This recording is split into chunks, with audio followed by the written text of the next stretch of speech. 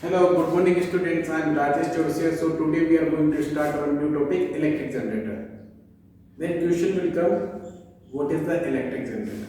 देखो, हम electric generator की बात करने से पहले मैं आपको एक बात बताना चाहूँगा कि देखो, यदि आपने इलेक्ट्रिक मोटर वाला वीडियो नहीं देखा है तो फर्स्टली आप जाके वो वाला वीडियो देखें प्रीवियस वीडियो में, देन आफ्टर ये लेक्चर देखें, क्योंकि जो इलेक्ट्रिक मोटर है उसी का रिवर्स क्या है, इलेक्ट्रिक जनरेटर। ठीक है ना।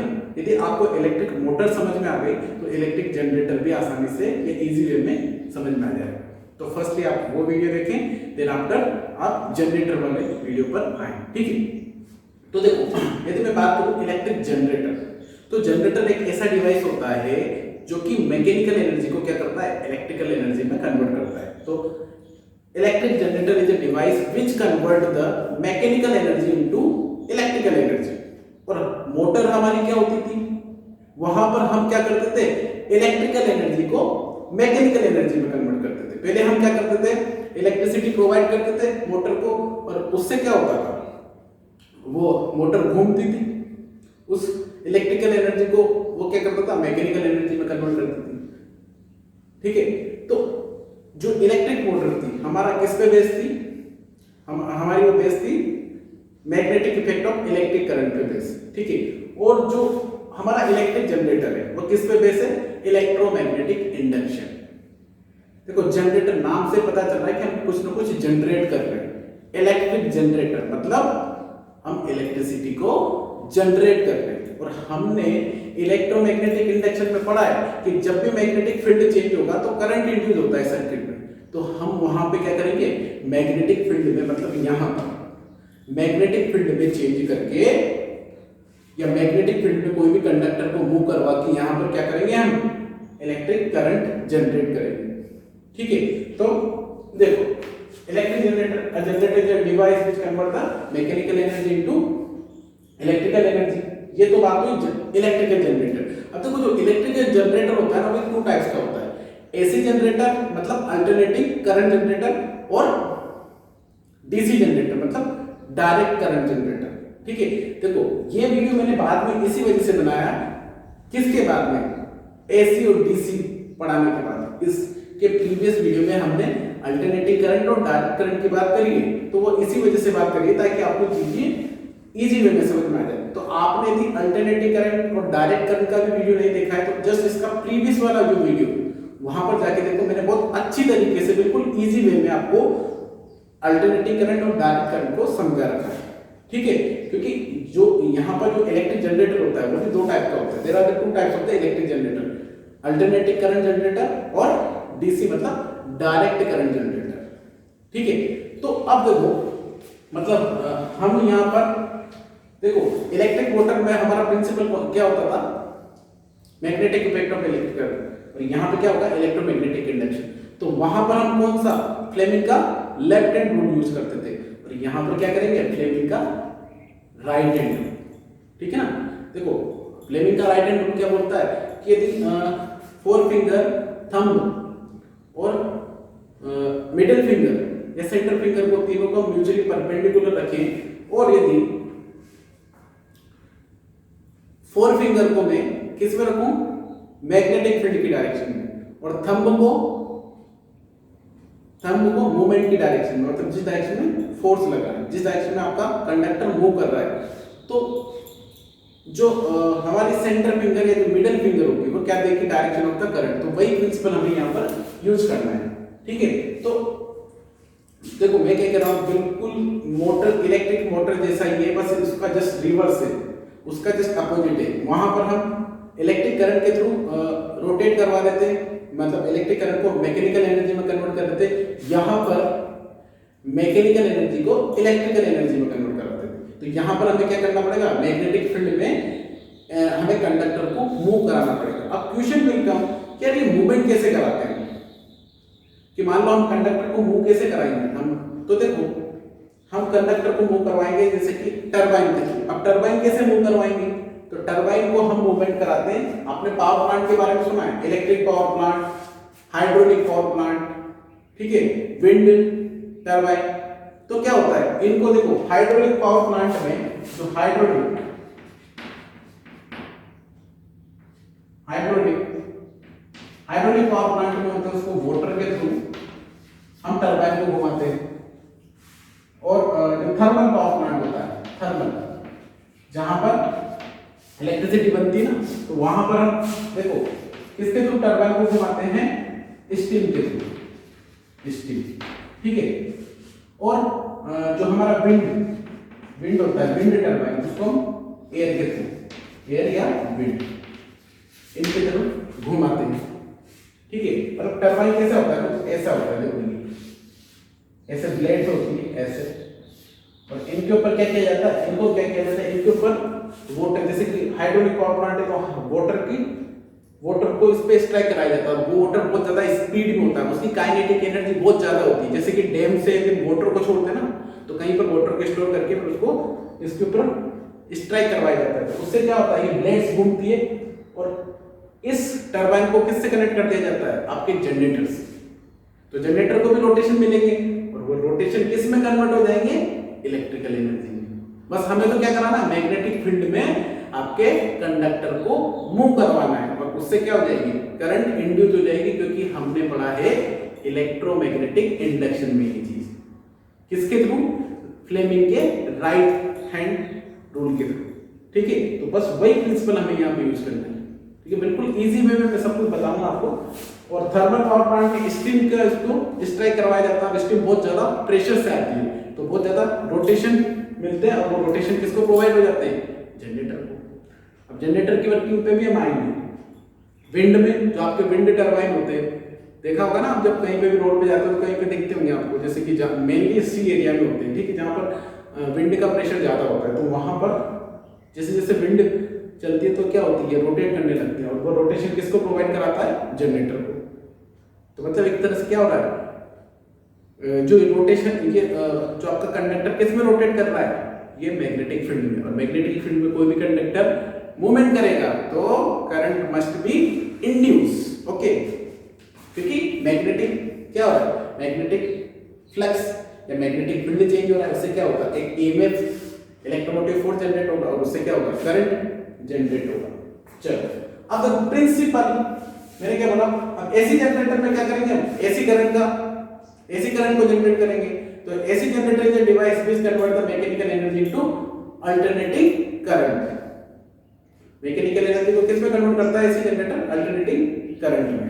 चलो अब आती है बात प्रिंसिपल की। तो देखो एसी जनरेटर हो या डीसी जनरेटर हो, मैं सब बता दूंगा, बस आप इस वीडियो को बिल्कुल आराम से देखना, ठीक है। तो एक बार में समझ में नहीं आए तो दो बार में देखना, बट सारी चीजें मैं आज क्लियर कराऊंगा। तो अब देखो प्रिंसिपल क्या होता है भाई, ये देखो वहां पर इलेक्ट्रिक मोटर किस पे वर्क करती थी, magnetic effect of electric current पे, और फ्लेमिंग के लेफ्ट हैंड रूल पे बेस। तो ये इसका प्रिंसिपल क्या होता है, इलेक्ट्रोमैग्नेटिक इंडक्शन पे बेस होती है। आपका इलेक्ट्रिक जनरेटर किस पे बेस होता है, इलेक्ट्रोमैग्नेटिक इंडक्शन, और फ्लेमिंग राइट हैंड, ठीक है। चलो अब देखो, जो अब हम बात करते हैं पार्ट्स ऑफ एसी जनरेटर। जो आपके जो एसी जनरेटर के क्या क्या पार्ट्स होते हैं, एक तो आर्मेचर होता है, ठीक है।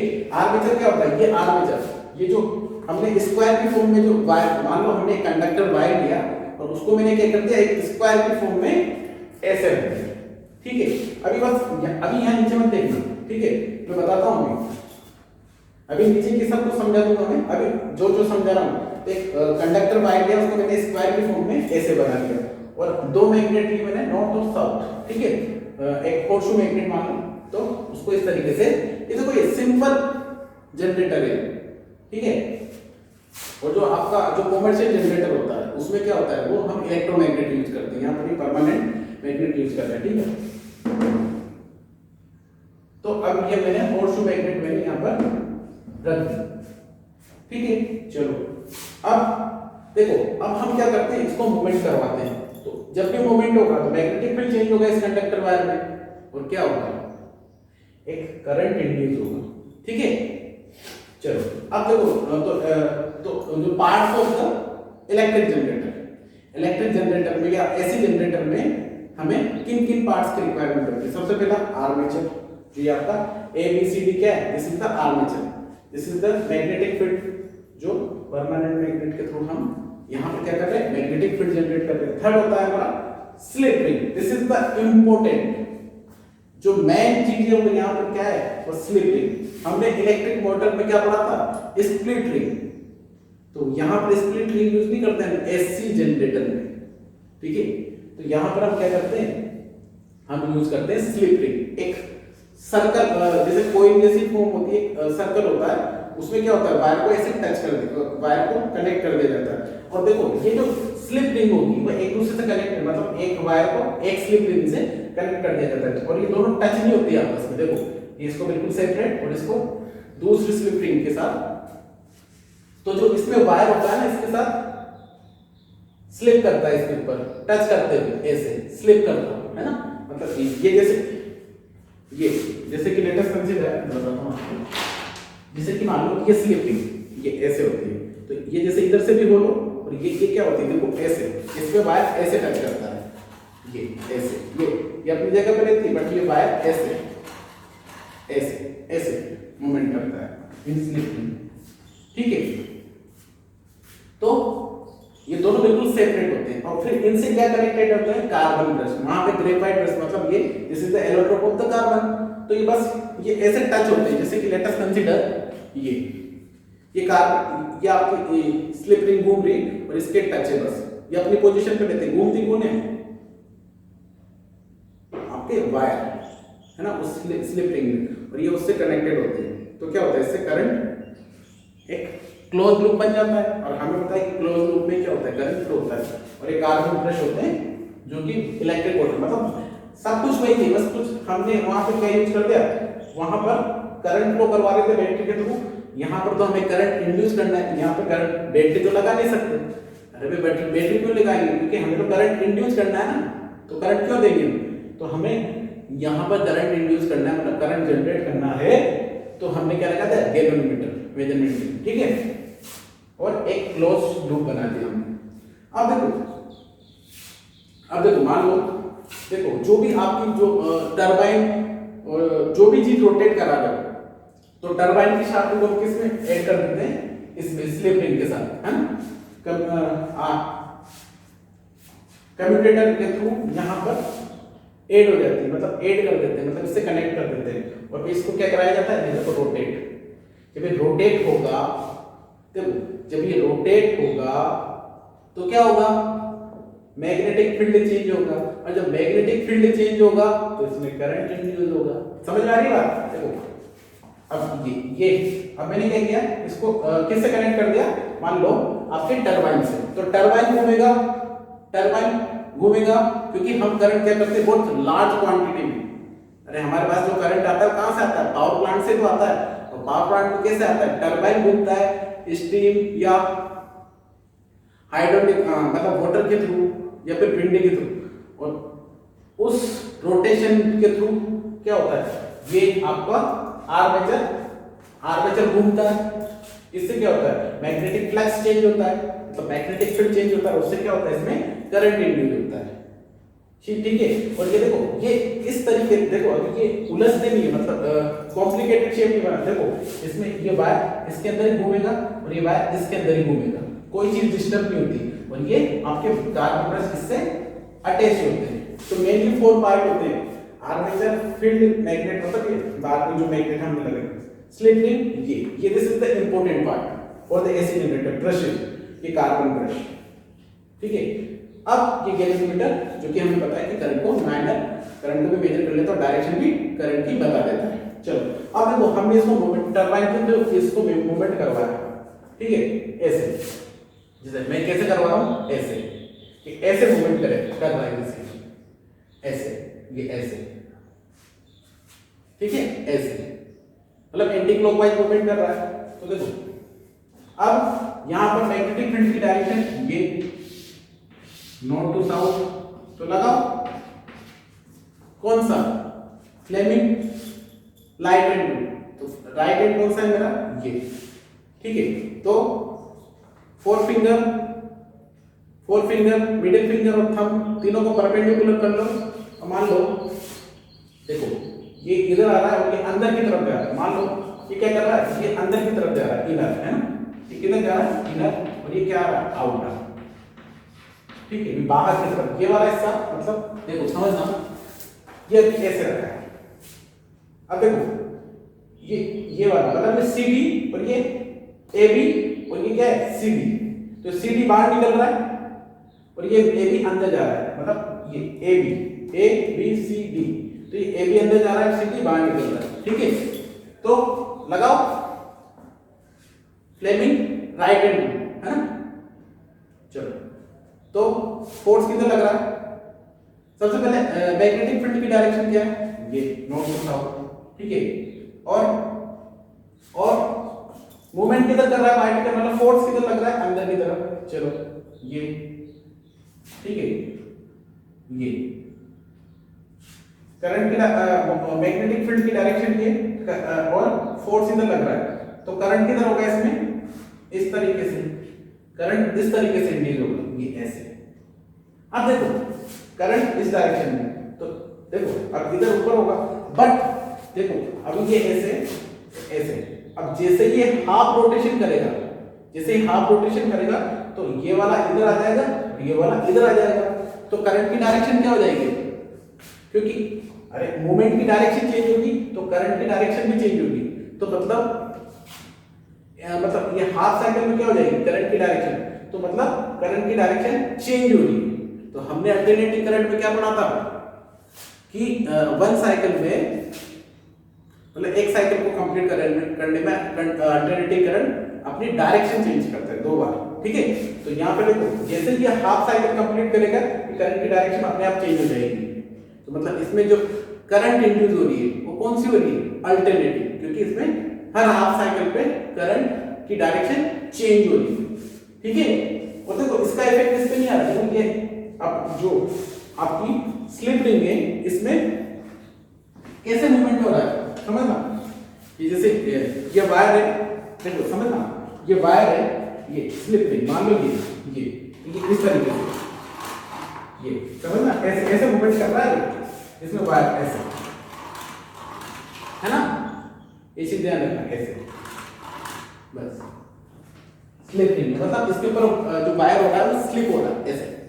ठीक है, तो इस तरीके से every half cycle the direction of the current will be changed, so due to this is the alternating current। तो यहाँ पर कौन सा करंट जनरेट होगा, क्योंकि वन साइकिल में क्या कर रहा है डायरेक्ट करंट 2 बार डायरेक्शन चेंज कर रहा है, तो हाफ साइकिल में करंट मान लो ऐसे जा रहा है, तो इसके हाफ साइकिल के बाद कैसे जाएगा, ऐसे जाएगा, फिर हाफ साइकिल में ऐसे, फिर हाफ साइकिल में देखो हाफ साइकिल में ऐसे जा रहा है, फिर हाफ साइकिल में ऐसे जाएगा ऐसे, तो मतलब करंट एक साइकिल वन साइकिल के कंप्लीशन में 2 बार डायरेक्शन चेंज कर रहा है, तो मतलब करंट कौन सी होगी, अल्टरनेटिंग करंट। तो अल्टरनेटिंग करंट में हम क्या यूज करते हैं, स्लिप रिंग, इतना सा ध्यान रखना। अब बात आती है डीसी जनरेटर, किसकी बात आती है, डीसी जनरेटर। तो बस ये एसी जनरेटर आपको समझ में आ गया तो कोई दिक्कत ही नहीं, क्यों, अब बताता हूं मैं। आपने इलेक्ट्रिक मोटर पढ़ी है बहुत अच्छी तरीके से, तो वहां पर हमने क्या यूज किया था, ये तो हमारा क्या हो गया, एसी जनरेटर की बात की, एसी जनरेटर। अब देखो डीसी जनरेटर में क्या होता है, देखो मैं बता देता हूं, ये हमारा मैग्नेट नॉर्थ साउथ, ठीक है। अब यहां पर देखो, अब यहां पर क्या करते हैं, ये वही या फिर डीसी जनरेटर की बात कर रहा हूं, डीसी जनरेटर है ना, डीसी जनरेटर एसी जनरेटर में बस इतना सा डिफरेंस होता है, ये वही कार्बन ब्रश। अब यहां पे क्या होता है, स्लिप रिंग की जगह मैं क्या यूज करता हूं, स्प्लिट रिंग।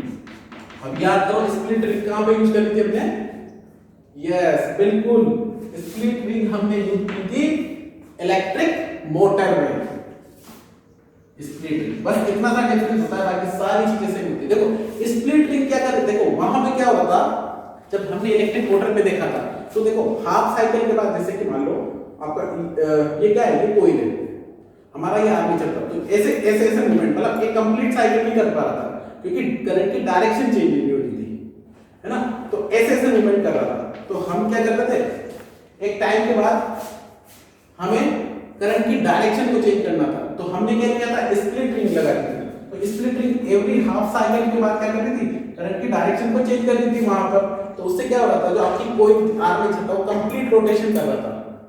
और हमें यहाँ किसकी वजह से चाह रहा है कि हमें करंट की डायरेक्शन को सेम रखने के लिए। देखो हमने स्लिप रिंग लगाई तो यहाँ पर करंट की डायरेक्शन क्या होगी, मतलब एक साइकिल में 2 बार चेंज होगी। अब हमें तो क्या चाहिए, हमें तो डीसी करंट चाहिए। और हमने प्रीवियस वीडियो में पढ़ा है कि डीसी करंट अपनी डायरेक्शन चेंज नहीं करता, वो एक ही डायरेक्शन में मूवमेंट करता है, एक ही डायरेक्शन में फ्लो होता है। तो हमें तो उसी डायरेक्शन में चाहिए। तो हम क्या करते हैं, स्प्लिट रिंग के थ्रू क्या करते हैं, इसकी करंट के इसको मूवमेंट को चेंज कर देते हैं, डायरेक्शन को।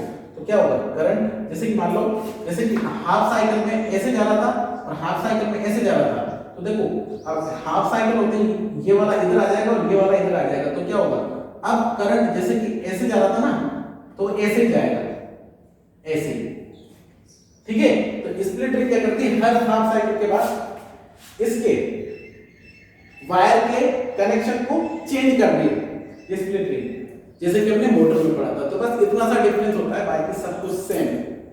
तो DC generator is a device which convert the mechanical energy into direct current। बाकी ये सारी चीजें हो जाएगी। और स्लिप रिंग की जगह हम क्या कर देंगे, split ring in the DC generator, DC generator। तो बस इतना सा डिफरेंस होता है। और मैं इसके साथ आपको एनिमेशन वीडियो भी डाल दूंगा, बट आई थिंक ये चीज आपके समझ में आएगी, ठीक है। यदि नहीं समझ में आई हो तो बेटा लेक्चर को रिपीट करके जरूर देख लेना, आपकी सारी चीज समझ में आ जाएगी। Okay, thank you for the watching. Power stations कैसे पूरे शहर के लिए इलेक्ट्रिसिटी प्रोड्यूस करती हैं। अब इनके अंदर बड़ी बड़ी बैटरीज तो होती नहीं है जिसके कारण इलेक्ट्रिसिटी प्रोड्यूस हो। इनके अंदर असल में होता है बड़ा सा पंखे की तरह दिखने वाला डिवाइस, इसे हम बुलाते हैं टरबाइन। अब अगर इसे हम रोटेट करें तो इसी से इलेक्ट्रिसिटी प्रोड्यूस होती है। अब इसे रोटेट करने के कई तरीके हैं, या तो मैं पानी को गर्म करके इस पर स्टीम को मारूं बहुत ही हाई वेलोसिटी से, या फिर मैं गिरते हुए पानी का इस्तेमाल करूं इसे गोल घुमाने के लिए, या फिर तुम इसे विंड मिल में फिट कर दो ताकि हवा के कारण ये गोल गोल रोटेट करने लगे और फिर इससे हमें इलेक्ट्रिसिटी मिल जाए। तो फिर तुम किसी भी तरीके का इस्तेमाल करो, तुम्हें इस मशीन को रोटेट करना पड़ेगा और इसी से तुम्हें इलेक्ट्रिसिटी मिलेगी। अब तुम ये सोच रहे होगे कि राम इसे रोटेट करने से इलेक्ट्रिसिटी कैसे मिलती है। तो देखो टेक्नोलॉजी ये बेस्ड है इलेक्ट्रोमैग्नेटिक इंडक्शन पे, जिसका आविष्कार किया था माइकल फैराडे ने कुछ 200 साल पहले। उन्होंने हमें यह कहा था कि अगर तुम एक कंडक्टिंग वायर लो और उसे मैग्नेटिक फील्ड के अंदर ऊपर नीचे मूव करो तो उसके अंदर इलेक्ट्रिक करंट इंड्यूस होने वाली है। अब अगर मैं इसी वायर को रिप्लेस कर दूं एक कॉइल से और इस कॉइल को अटैच कर दूं एक टरबाइन से, और इस टरबाइन को अगर मैं रोटेट करूं तो फिर ये कॉइल मैग्नेटिक फील्ड के अंदर ऊपर नीचे मूव करने वाला है और इसके अंदर इलेक्ट्रिक करंट इंड्यूस हो जाने वाली है। और इसी की मदद से हम अपने घर के इलेक्ट्रिकल अप्लायंसेस का इस्तेमाल कर सकते हैं। अब इस पूरी डिवाइस को हम बुलाते हैं इलेक्ट्रिक जनरेटर। ये स्पिनिंग मोशन को या फिर मैकेनिकल एनर्जी को कन्वर्ट करता है इलेक्ट्रिकल एनर्जी में। अब इसी के बारे में हम डिटेल में बात करते हैं कि ऐसा कैसे हो पाता है। तो सबसे पहले ये देखते हैं कि जब कॉइल मैग्नेटिक फील्ड में रोटेट करे तो इसमें करंट किस डायरेक्शन में इंड्यूस होती है। तो मान लो कि हमारी टरबाइन ये क्लॉकवाइज डायरेक्शन में रोटेट कर रही है, तो हमारा कॉइल भी क्लॉकवाइज डायरेक्शन में कुछ ऐसे रोटेट करेगा। अब इस केस में यार इंड्यूस करंट ये किस डायरेक्शन में होने वाली है। अब ये पता लगाने के लिए हम इस्तेमाल करेंगे Fleming's right hand generator rule का, जो कि कहता है कि राइट हैंड को कुछ ऐसे खोलो कि ये तीनों उंगलियां ये एक दूसरे के परपेंडिकुलर हो। तो थंब बता देगी कि वायर किस डायरेक्शन में मूव कर रही है, वायर पे फोर्स किस डायरेक्शन में लग रहा है, और फोर फिंगर ये बताएगी मैग्नेटिक फील्ड की डायरेक्शन, और मिडिल फिंगर ये बता देगी इंड्यूस करंट की डायरेक्शन। तो फिर इस पिंक वायर में इंड्यूस करंट की डायरेक्शन निकालने के लिए मैं यही करने वाला हूं। अपने राइट हैंड को मैं कुछ ऐसे अलाइन करूंगा इसके कि इसकी थंब पॉइंट करे इस पिंक वायर के मोशन के डायरेक्शन में, और फिर फोर फिंगर ये पॉइंट करे मैग्नेटिक फील्ड के डायरेक्शन में। तो फिर जिस डायरेक्शन में मेरी मिडिल फिंगर पॉइंट करेगी ना, वही हो जाएगी हमारी induce current in pink wire की डायरेक्शन। तो यही करते हैं। वैसे इसके पहले कि मैं इसे करके दिखाऊं, क्यों नहीं तो वीडियो को पॉज करो और इसे खुद से ट्राई कर लो एक बार। अब अगर तुमने ट्राई कर लिया तो आओ देखते हैं। देखो ये पिंक वायर ये ऊपर की तरफ मूव कर रहा है, तो यानी कि मैं अपने राइट हैंड को कुछ ऐसे अलाइन करूंगा कि इसका थंब ये ऊपर की तरफ पॉइंट करे, और यहाँ पे मैग्नेटिक फील्ड ये राइट डायरेक्शन में पॉइंट कर रही है। देखो मैग्नेटिक फील्ड हमेशा नॉर्थ पोल से साउथ पोल की तरफ पॉइंट करती है, तो यानी कि मेरा फोर फिंगर ये राइट डायरेक्शन में पॉइंट करना चाहिए। तो यानी कि मेरी हैंड ये कुछ ऐसी ही दिखने वाली है। देखो थंब ऊपर की तरफ है, फोर फिंगर राइट डायरेक्शन में है, तो यानी कि मेरी मिडिल फिंगर ये अंदर की तरफ पॉइंट कर रही है, स्क्रीन के अंदर की तरफ, यानी कि इस पिंक वायर में इंड्यूस करंट ये अंदर की तरफ आने वाला है। हाँ, अब आओ सेम चीज करते हैं ब्लू वायर के लिए भी। देखो ब्लू वायर ये नीचे की तरफ मोशन कर रही है, यानी कि मेरा थंब इस बार नीचे की तरफ पॉइंट करेगा, और फिर मैग्नेटिक फील्ड ये तो अभी भी राइट डायरेक्शन में है, यानी कि फोर फिंगर ये अभी भी राइट डायरेक्शन में होने वाली है। अब अगर इस बार मैं करूं तो राइट हैंड कुछ ऐसे अलाइन होने वाला है, और इस बार तुम्हें दिख रहा होगा कि मिडिल फिंगर ये स्क्रीन के बाहर की तरफ पॉइंट कर रहा है, यानी कि इस ब्लू वायर में करंट ये बाहर की तरफ आने वाली है, ये इंड्यूस आउटवर्ड होने वाली है। तो देखो हमने यहां पे ये देखा कि जब वायर मैग्नेटिक फील्ड में ये ऊपर की तरफ आए तो यानी कि करंट इंड्यूस होती है इनवर्ड डायरेक्शन में, और जब वायर इस मैग्नेटिक फील्ड में नीचे की तरफ जाए तो फिर इसमें इंड्यूस करंट होती है आउटवर्ड डायरेक्शन में। इस चीज को याद रखना, इसका इस्तेमाल हम आगे करने वाले हैं। अब आओ मैं हाथों को हटा देता हूं और करंट की डायरेक्शन को दिखाने के लिए एरोज का इस्तेमाल करता हूं। अब देखो इनकी मदद से मैं ये बता सकता हूं कि बाकी वायर्स में करंट किस डायरेक्शन में फ्लो कर रही हैं। पिंक वाली से करंट अंदर जाएगी और ब्लू से बाहर आएगी, तो यानी कि करंट ऐसे जाके ऐसे राइट डायरेक्शन में जाने वाली है इस वायर में, और फिर ये बाहर, और फिर इसमें ये ऐसे, और फिर ये ऐसे बाहर आ जाएगी। अब देखो इन दोनों वायर्स को कनेक्ट करने के लिए मेरे पास यहाँ पे बाहर में एक एक्सटर्नल सर्किट होगा, जिसे मैंने दिखा नहीं रखा है अभी, उसे हम बाद में दिखाएंगे।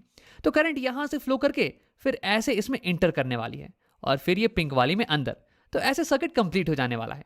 तो इसे दिखाने के लिए मैं सारे एरोस को बना देता हूँ। हाँ, अब देखो हमारी कॉइल ये स्टेशनरी तो है नहीं, ये तो रोटेट कर रही थी ना, तो ये कॉइल रोटेट करते जाएगी और करंट बिल्कुल ही ऐसे फ्लो करता रहेगा, क्योंकि देखो ये पिंक वाली वायर ये अभी भी ऊपर जा रही है और ब्लू वाली वायर नीचे आ रही है। लेकिन जैसे ही ये कॉइल वर्टिकल पोजीशन में आया, वैसे ही देखो अब पिंक वाली वायर ये नीचे आने वाली है और ब्लू वाली ऊपर जाने वाली है। देखो फिर से इसे देखते हैं, ये वर्टिकल हुआ और ये, हाँ, अब पिंक वाली वायर नीचे जाएगी, और हमने ये देख रखा है कि जो भी वायर नीचे जाती है उसमें करंट बाहर की तरफ इंड्यूस होता है, और जो वायर ऊपर जा रही है उसमें करंट अंदर की तरफ इंड्यूस हो रहा है। तो इसका मतलब ये कि यहां पे करंट की डायरेक्शन स्विच हो जाने वाली है कुछ ऐसे, और फिर ये कॉइल ऐसे ही रोटेट करता रहेगा जब तक कि फिर से ये वर्टिकल पोजीशन में ना आ जाए। और अब देखो अब पिंक वाली वायर ये फिर से ऊपर की तरफ आने वाली है, और जब वायर ऊपर की तरफ आए तो इसमें करंट अंदर की तरफ इंड्यूस होता है, और ब्लू वाली वायर ये अब नीचे की तरफ आने वाली है, और जब वायर नीचे की तरफ आए तो उसमें करंट ये बाहर की तरफ इंड्यूस होता है, यानी कि फिर से एक बार करंट की डायरेक्शन चेंज हो जाने वाली है कुछ ऐसे। तो यानी कि हम यहाँ पे ये देख रहे हैं कि जैसे ही कॉइल ये वर्टिकल पोजीशन में आती है वैसे ही इसमें करंट की डायरेक्शन ये चेंज हो जाने वाली है। ये इंपॉर्टेंट चीज हो गया। तो अगर मैं तुम्हें इस पूरे मोशन का एनिमेशन दिखाऊं तो ये कुछ ऐसा दिखने वाला है। देखो जब भी हमारी कॉइल ये मैग्नेटिक फील्ड के परपेंडिकुलर आएगी तो फिर करंट की डायरेक्शन ये चेंज हो जाने वाली है। हाँ, वैसे मैं इस एनिमेशन में कॉइल को रोक दे रहा हूं जब भी ये परपेंडिकुलर आ रही है मैग्नेटिक फील्ड के, ताकि तुम इंड्यूस करंट की डायरेक्शन को चेंज होता हुआ देख सको। वैसे असलियत में ये मोशन बिल्कुल ही कंटिन्यूअस होने वाला है और ये कॉइल कभी रुकने वाली नहीं है।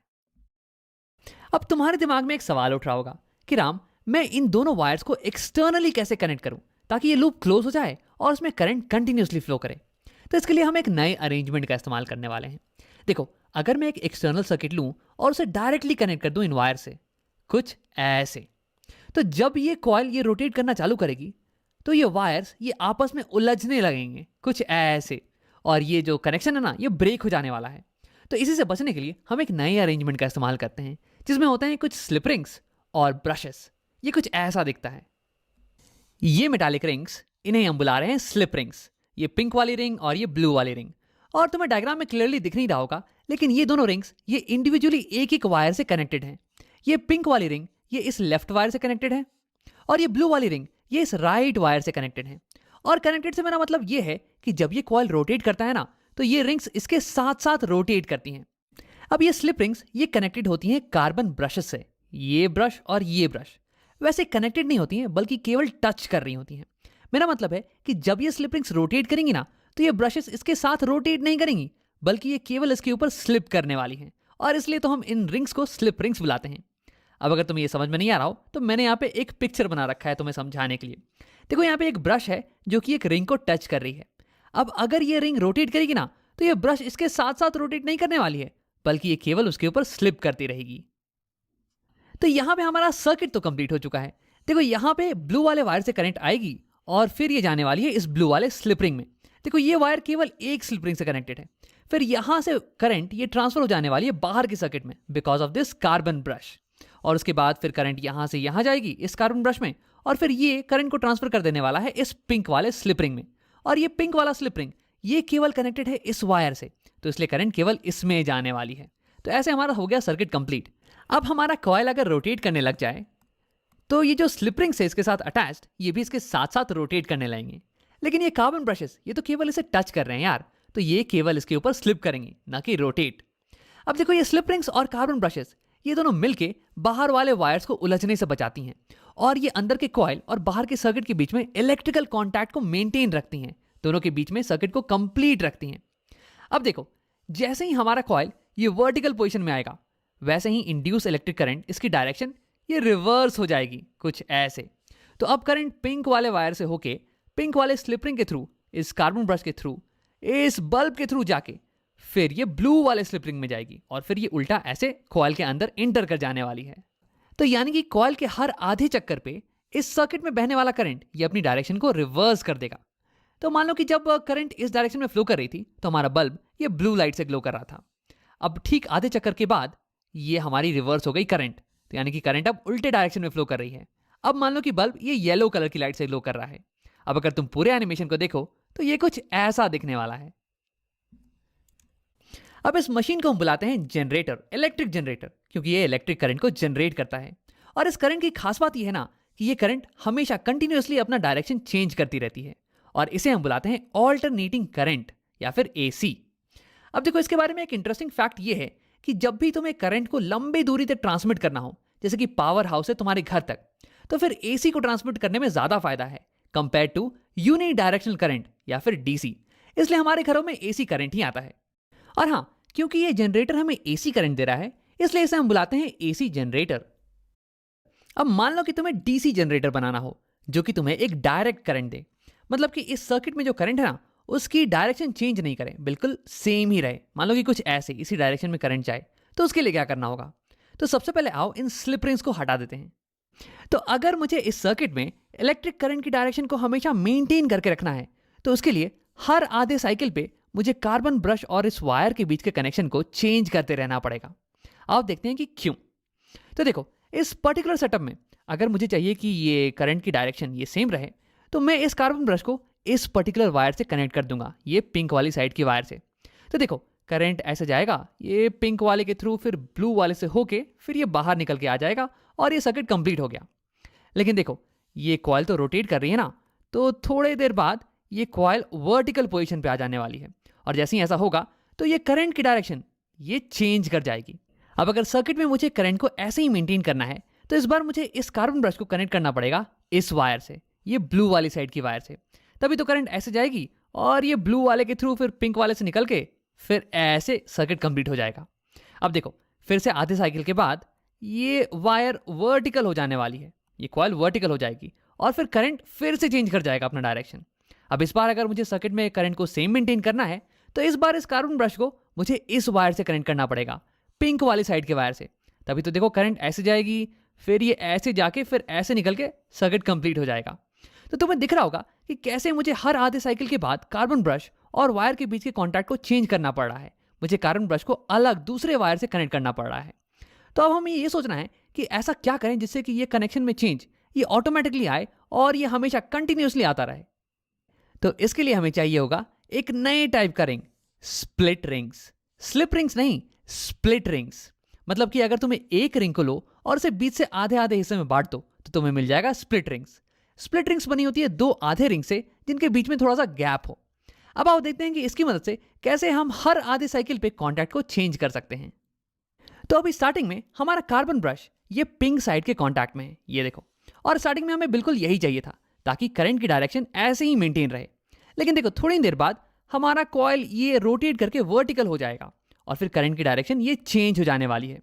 लेकिन यहाँ देखो हमारा ब्रश ये ब्लू साइड के कॉन्टैक्ट में आ गया है और ये बिल्कुल ही अच्छी चीज़ है क्योंकि अभी भी हमारा करंट का डायरेक्शन ये बिल्कुल ही मेंटेन रहने वाला है। अब देखो तुरंत थोड़ी देर बाद ये जो कॉइल ये फिर से रोटेट करके वर्टिकल पोजीशन में आ जाने वाला है और फिर करंट की डायरेक्शन चेंज कर जाएगी। लेकिन यहाँ देखो हमारा ब्रश ये पिंक वाले साइड के कॉन्टैक्ट में आ गया है और हमारी करंट की डायरेक्शन ये अभी भी चेंज नहीं हुई है एक्सटर्नल सर्किट में। तो तुम्हें दिख रहा होगा कि कैसे इन स्प्लिट रिंग्स का इस्तेमाल करके हम ऑटोमेटिकली ब्रश और वायर के बीच के कॉन्टैक्ट को चेंज कर पा रहे हैं। तो यहाँ पे हमने बना लिया है अपना डीसी जनरेटर। ये हमें डायरेक्ट करंट देता है। देखो बाहर के सर्किट में करंट की डायरेक्शन ये हमेशा मेंटेन रह रही है। अब देखो एक छोटी सी चीज, कम्यूटेटर एक ऐसा डिवाइस होता है जो कि किसी भी सर्किट में करंट की डायरेक्शन को रिवर्स कर दे। देखो यहाँ इस केस में कॉइल में करंट की डायरेक्शन ये हमेशा चेंज हो रही है, लेकिन बाहर वाले सर्किट में करंट हमेशा एक ही डायरेक्शन में मेंटेन है, और ऐसा हो पा रहा है स्प्लिट रिंग्स के कारण। तो स्प्लिट रिंग्स यहाँ पे कम्यूटेटर का काम कर रही हैं। अब आओ वीडियो को यहीं पे खत्म करते हैं। यहाँ हमने देखा कि अगर मैं एक कॉइल को मैग्नेटिक फील्ड के अंदर रोटेट करवाऊं तो फिर उसके अंदर इलेक्ट्रोमैग्नेटिक इंडक्शन के कारण करंट जनरेट होने वाला है, और इस करंट की डायरेक्शन ये डिपेंड करेगी कि वायर ये मैग्नेटिक फील्ड में ऊपर जा रहा है या फिर नीचे। अब इसी कारण हर हाफ साइकिल के बाद करंट की डायरेक्शन ये रिवर्स कर जाती है। तो यानी कि ये हमारा हो गया एसी जनरेटर। ये हमें देता है ऑल्टरनेटिंग करंट, या फिर एक करंट जो कि हमेशा अपनी डायरेक्शन को चेंज करता रहे। अब यहीं पे तुम अगर स्प्लिट रिंग्स का इस्तेमाल करो तो फिर ये एक कम्यूटेटर की तरह एक्ट करने वाली हैं, और ये कार्बन ब्रश के कॉन्टैक्ट को हर आधे साइकिल के बाद चेंज कर देंगी, ताकि एक्सटर्नल सर्किट में करंट हमेशा एक ही डायरेक्शन में फ्लो करे, हमें डायरेक्ट करंट मिले, और इसे हम बुलाते हैं डीसी जनरेटर। तो ये थे कुछ तरीके जिनकी मदद से हम इलेक्ट्रिसिटी को प्रोड्यूस कर सकते हैं, एक कॉइल को कुछ मैग्नेट्स के बीच में गोल घुमा के।